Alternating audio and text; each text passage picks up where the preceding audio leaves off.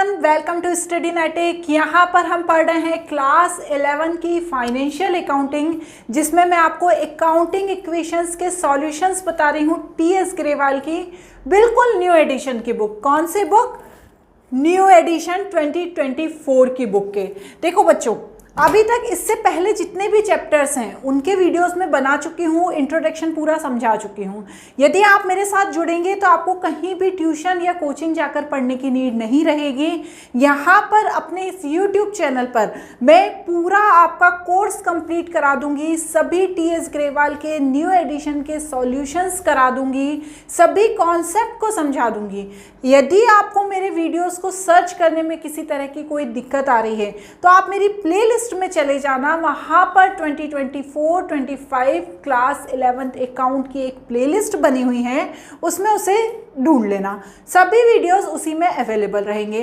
तो हम स्टार्ट करते हैं, लेकिन उससे पहले आपसे रिक्वेस्ट है, चैनल को सब्सक्राइब करना बिल्कुल मत भूलना। आप जब चैनल को सब्सक्राइब करते हो तो मुझे मोटिवेशन मिलता है और भी मैं ऐसे वीडियोस बनाकर लेकर आती हूँ। सभी वीडियोस की पीडीएफ मैं आपको बहुत ही जल्दी अवेलेबल कराने वाली हूँ, तो आप वहाँ से इसकी पीडीएफ भी डाउनलोड कर सकते हैं। तो चलिए स्टार्ट करते हैं। सबसे पहले देखते हैं क्वेश्चन नंबर 1 को। इसका जो ये पूरा इंट्रोडक्शन पार्ट जो मैंने बनाया था उसमें मैंने हर चीज़ को बहुत अच्छे से एक्सप्लेन किया था। आप उसे देख लेंगे तो आपको पूरे आपके जो अकाउंटिंग इक्वेशन के किसी भी तरह के डाउट हैं वो क्लियर हो जाएंगे। तो यहाँ पर उसको देख लेना, फिर इन क्वेश्चंस को करना। तो चलो देखते हैं पहला क्या कह रहा है। What will the effect of following on the accounting equation. तो देखो यहाँ पर ये ट्रांजेक्शन्स कहलाते हैं। आगे हम जो चैप्टर्स पढ़ेंगे उसमें भी ये ट्रांजेक्शन्स आएंगे और इन्हीं ट्रांजेक्शन्स के अकॉर्डिंग हमको अकाउंटिंग इक्वेशन के क्वेश्चंस करने हैं। फिर बुक्स ऑफ अकाउंट में जनरल एंट्री करनी है, लेजर करना है, फाइनेंशियल स्टेटमेंट तैयार करना है इन्हीं ट्रांजेक्शन के थ्रू। ट्रांजेक्शन क्यों करते हैं? जब हम कोई बिजनेस स्टार्ट करते हैं तो हमारे बहुत सारे लेन देन होते हैं, बहुत सारा सामान खरीदते हैं, बेचते हैं, सैलरी पेड करते हैं, रेंट पेड करते हैं, या हमें कहीं से कमीशन मिलता है, तो यही ट्रांजैक्शन है।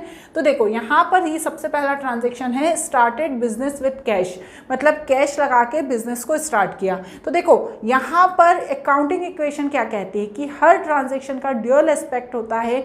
जितनी भी एसेट्स होती हैं वो इक्वल होती हैं लायबिलिटी प्लस कैपिटल के। तो वही फॉर्मूला देखो मैंने यहाँ पर पुट कर दिया है, ध्यान से देखो, क्योंकि यदि मैं एक एक चीज़ को लिखूंगी तो बहुत ज़्यादा वीडियोस लेंदी हो जाएंगे, बहुत सारे क्वेश्चंस हैं। तो देखो ये फॉर्मूला वही लगाया है, assets equal liability plus capital. ठीक है, फिर एसेट्स जो जो क्वेश्चन में आती जाती हैं उन्हें हमें लिखना है।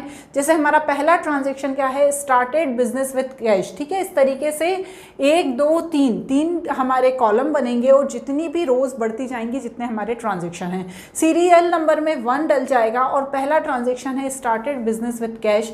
तो कैश क्या हुआ, हमारी एसेट्स के रूप में आ गया 45,000, साथ ही साथ हमारी कैपिटल के रूप में भी है ये, तो यहाँ पर भी 45,000 आ जाएगा। फिर हम नेक्स्ट ट्रांजैक्शन देखेंगे, open a book account with deposit. ठीक है ना, ये वही ट्रांजैक्शन है जो ऊपर लिखा हुआ है, यहाँ पर हमने उन्हें फिर से लिख दिया है। तो यहाँ पर बैंक अकाउंट खोला और डिपॉजिट किया।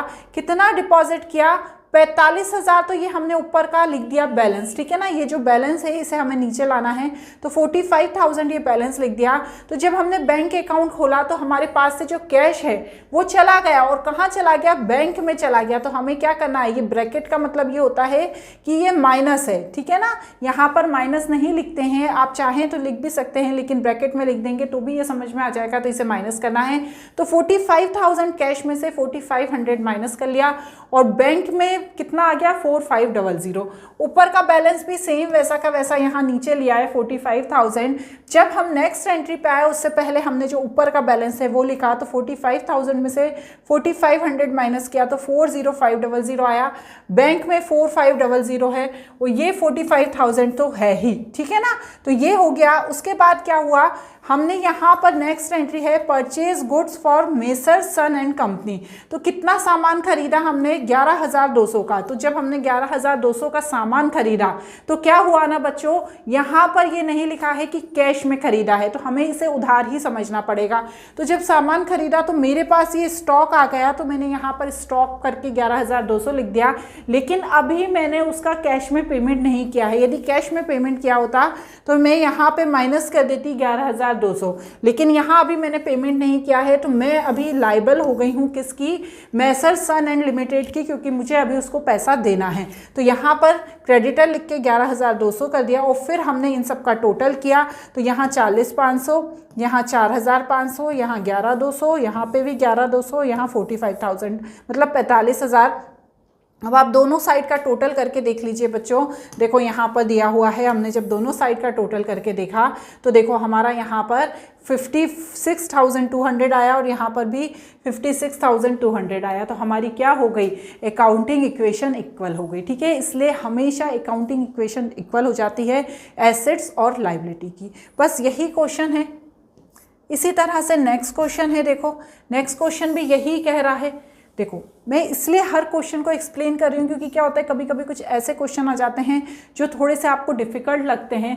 अब यहाँ पर क्या कह रहे हैं ये आप क्वेश्चन देख लीजिए। यही क्वेश्चन यहाँ पर ट्रांजैक्शंस में भी लिखे हुए हैं। चलो बच्चों ट्रांजैक्शंस देख लेते हैं। गोपीनाथ ने बिजनेस स्टार्ट किया 25,000 का और यहाँ पर कैपिटल भी उसकी बढ़ गई 25,000। फिर उसने परचेज किए गुड्स किससे, श्याम से। तो यहाँ पर 25,000 रुपये का जो बैलेंस है ऊपर का वो तो नीचे आ ही गया जब परचेज किए गुड्स। तो यहाँ पर बैंक नहीं है बच्चों, स्टॉक है, तो उसका क्या हुआ, स्टॉक इंक्रीज हो गया।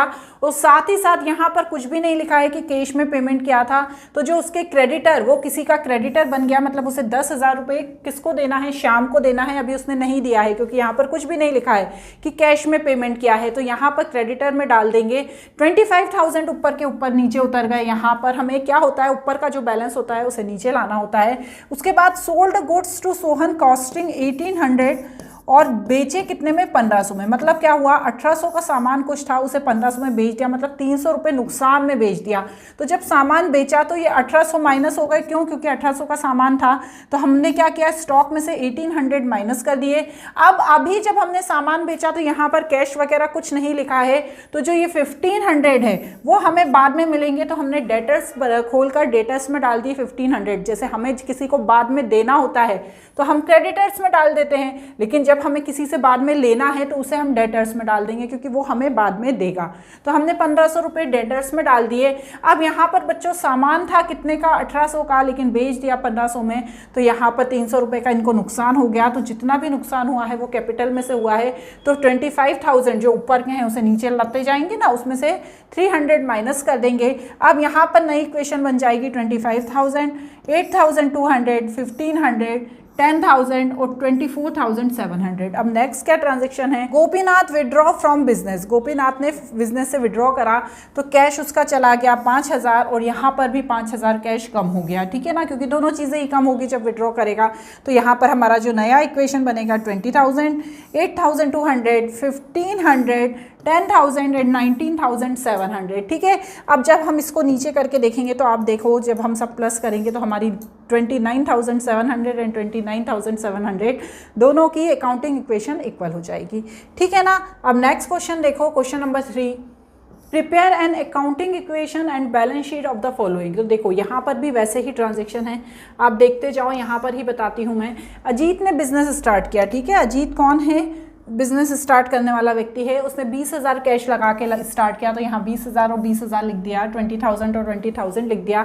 इस बैलेंस को देखो बच्चों नीचे ले आते हैं, वहाँ पर भी हम नीचे ले आएंगे। उसके बाद उसने फर्नीचर परचेज किया। ठीक है, यहाँ पर उसने ही परचेज फर्नीचर, ठीक है ना, फॉर 2,000 उसने फर्नीचर परचेज किया। तो यहाँ पे क्या होता है, देखो फर्नीचर परचेज किया 2,000 का। तो एक चीज़ ध्यान रखो बच्चों, यहाँ पर कैश नहीं लिखा है, लेकिन यहाँ पे जो अमाउंट है वो बहुत छोटा है। जब बड़ा अमाउंट होता है तब हम उसे लाइबिलिटी मान लेते हैं और क्रेडिटर मान लेते हैं। तो यहाँ पर उसने कैश से स्टार्ट किया है बिजनेस और उसी के बाद उसने फर्नीचर खरीद लिया है, तो उसने कैश में ही खरीदा होगा। तो 2,000 रुपये यहाँ पर कम हो गए और फर्नीचर के 2,000 इंक्रीज हो गए। तो 18,000 यहाँ पर आ गया, यहाँ पर 2,000 आ गया और यहाँ का 20,000 और 20,000 ही रहा। इसके बाद नेक्स्ट इक्वेशन क्या बनी, ही रेंट पेड। जब उसने रेंट को पेड किया तो क्या हुआ, उसका पैसा कम हो गया, 200 रुपये कम हो गए। तो यहाँ पे माइनस कर दिए 200 रुपीज़, वहाँ से भी 200 रुपीज़ माइनस हो गए। तो यहाँ पर आ गया 17,800, 2,000 और यहाँ पर 19,800। ठीक है, क्लियर हो गई यहाँ तक बात। ही परचेज गुड्स ऑन क्रेडिट। तो देखो यहाँ पर क्रेडिट क्लियरली लिखा है। तो गुड्स खरीदा तो स्टॉक आ गया, तो यहाँ पर ऊपर स्टॉक लिख के 3,000 कर देंगे। और अभी हम क्रेडिटर हैं, क्यों? क्योंकि अभी हमने दिया नहीं है, हमने उधार में खरीदा है। तो यहाँ पर हम 3000 लिख देंगे, फिर से नई इक्वेशन बन जाएगी। ऊपर के ये ऐसा का ऐसा आ जाएगा दोनों, और यहाँ पर 3000, यहाँ पर भी 3000 और यहाँ पर 19,800। लास्ट क्या है? ही सोल्ड गुड्स ऑन कैश, मतलब उसने कैश में सामान बेच दिया। 5 कैसे बेचा है? देखो ध्यान से समझो कि उसकी जो प्राइसिंग थी, कॉस्ट प्राइसिंग कितनी थी? 2000 थी, और बेच कितने में दिया? 5000 में बेच दिया। तो ये क्या हुआ? इसको तो फायदा हो गया। तो यहाँ पर क्या हुआ? 2000 का सामान था, तो सामान गया 2000 का, तो यहाँ पर 2000 माइनस कर दिया। आप हिंदी इंग्लिश में कंफ्यूज तो नहीं होते ना? 2000 इसने माइनस कर दिए। अब था बेचा कितने में, आया कितना पैसा? 5000, ठीक है ना? 2000 का सामान 5000 में बेच दिया, तो 2000 का तो सामान चला गया, 5000 रुपीज़ आ गए, तो इसमें ऐड कर देंगे। अब प्रॉफिट कितने का हुआ? 3000 का, तो यहाँ पर 3000 ऐड कर देंगे। तो देखो यहाँ पर 22,800, यहाँ 2000, यहाँ पे जब माइनस किया सामान जाने का 1000, फिर यहाँ पर 3000 के हमारे क्रेडिटर हैं ही, और कैपिटल 22,800। तो देखो अब जब हम दोनों को मिलाएंगे तो देखो हमारा 25,800 एंड हमारा 25,800 दोनों इक्वल हो गए। तो यही बच्चों अकाउंटिंग इक्वेशन है, और क्या है? यही है ना। चलो क्वेश्चन नंबर 4 देखो, started business with cash and goods 20,000। तो देखो वही अब हम देखो करना है, सिंपल सी वही अकाउंटिंग इक्वेशन। एक्चुअली क्या है, मैंने आप लोगों से प्रॉमिस किया है कि मैं आपको कंप्लीट कराऊंगी, तो मुझे तो सभी आपको बताना है। तो देखो स्टार्टेड बिजनेस विथ कैश, तो 1 लाख का तो कैश लगाया और 20,000 का स्टॉक लगाया, तो टोटल कैपिटल कितनी हो गई? 1,20,000 हो गई। बस इसी को नीचे ले आए, देखो यहाँ पे ले आए, नीचे ले आए, नई इक्वेशन बन गई। अब गुड्स सोल्ड फॉर कैश, यदि सिंपल लिखा है कि गुड्स सोल्ड फॉर कैश, तो देखो इसमें कितने का बेचा है, एक बार मैं कॉपी में बुक में देख लेती हूँ। गुड्स सोल्ड 10,000 का बेच दिया 12,000 में, तो क्या हो गया बच्चों? 10,000 का था वो 12,000 में बेच दिया, मतलब 2,000 के प्रॉफिट में बेच दिया। तो 10,000 का सामान गया, तो हमने माइनस 10,000 कर दिया, ठीक है ना। यहाँ पर हमने ये ब्रैकेट में लिखा है, और हमने बेचा कितने में? 12,000 में, तो यहाँ पर प्लस कर दिया, ठीक है। अब हमें प्रॉफिट कितने का हुआ? 2,000 का, तो इसे यहाँ पर हमें प्लस कर देना है।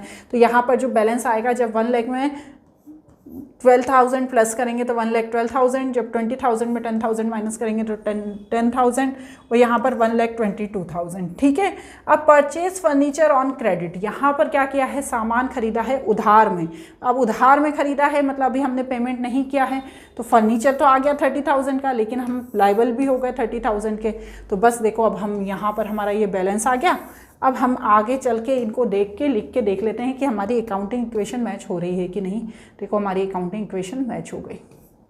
अब क्वेश्चन नंबर 5 देखो, develop and accounting equation of the following transaction. तो देखो यहाँ पर भी वही ट्रांजेक्शन दिए हैं, तो चलो एक एक ट्रांजेक्शन देखते जाते हैं। समझ में तो आ रही है ना चीज़, क्योंकि क्या है, हम दूसरी इधर उधर की बातें करेंगे तो हमारा टाइम बहुत ज़्यादा वेस्ट हो जाएगा, तो हम सिर्फ पढ़ाई की बात करते हैं। Mohan started business with cash, cash से बिजनेस स्टार्ट किया, तो ये तो सबसे अच्छा है, 50,000 दोनों तरफ आ गया। गुड्स परचेज ऑन कैश, तो देखो जब कैश में परचेज किया है कोई सामान, ठीक है, तो यहाँ पर देखो ध्यान से क्वेश्चन देखो, हमने जब सामान परचेज किया है कैश में, तो हमारे पास से कैश चला गया, तो हमने डायरेक्ट यहाँ 30,000 माइनस कर दिया।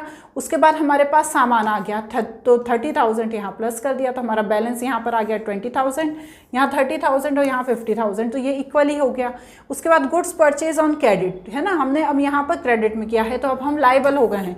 तो यहाँ पर हमारे पास गुड्स तो आ गया है 20,000 का, पर अभी हमने पेमेंट नहीं किया है, तो यहाँ पर 20,000 लिख देंगे। तो यहाँ पर हमारा आ गया बैलेंस 20,000, 50,000, 20,000 एंड 50,000, अभी भी इक्वल ही चल रही है। देखिए दोनों इक्वेशन। अब यहाँ पर गुड्स सोल्ड, सामान बेचा, 12,000 का सामान था, ठीक है। अब यहाँ पर ध्यान देखिए, 10,000 का सामान था और 12,000 में बेच दिया। ऐसा बता रहे हैं कि 10,000 का सामान था, 12,000 में बेच दिया, तो सामान तो गया 10,000 का, लेकिन हमारे पास कैश आ गया 12,000, तो 2,000 का हमारे पास प्रॉफिट हो गया। तो हमें यहाँ पर ये 2,000 का प्रॉफिट कैपिटल में ऐड करना होगा, तो वो हमने ऐड कर दिया। हमारी इक्वेशन बन गई 32,000, 40,000, 20,000 एंड 52,000। आई होप आपको क्लियर हो रहा हो। कोई डाउट हो तो कमेंट बॉक्स में पूछ लेना, ठीक है। इसके बाद क्या है, paid cash to the creditor, ठीक है, हमने क्रेडिटर को सामान नहीं, इसके बाद ये नहीं है, परचेज फर्नीचर ऑन क्रेडिट, तो 2,000 का हमने सामान उधार पे खरीदा, तो यहाँ पर देखो 2,000 हमने यहाँ पर फर्नीचर में आ गए और 2,000 हम लायबल हो गए उनके। उसी तरह हमने क्या किया, paid cash to a creditor. अब जो क्रेडिटर था, ठीक है ना, उसको हमने क्या किया, कैश में पेमेंट कर दिया। अब हमारे ये बात ध्यान से समझो, 15,000 का हमने उसे कैश में पेमेंट किया तो हमारे पास 15,000 चले गए और हमारी जो लाइबिलिटी है यहाँ पर कम हो गई। ठीक है, दोनों चीज़ें कम हुई हैं, डिक्रीज हुई है, 15,000 भी डिक्रीज हुए हैं और लाइबिलिटी भी डिक्रीज हुई है। तो हमें यहाँ पर दोनों को माइनस कर देना है। उसके बाद सैलरी पेड टू एम्प्लॉय, 1,000 की सैलरी पेड करिए तो 1,000 क्या हुआ, यहाँ पर कम हो गया और यहाँ पर भी कम हो गया। तो यहाँ पर हमारा देखो जो नीचे बैलेंस आया 16,000, 40,000, 2,000, 7,000 और 51,000। अब नीचे देखो अकाउंटिंग इक्वेशन में जब हम इनको प्लस करके देखेंगे तो हमारा 58,000 एंड 58,000 आएगा। क्लियर?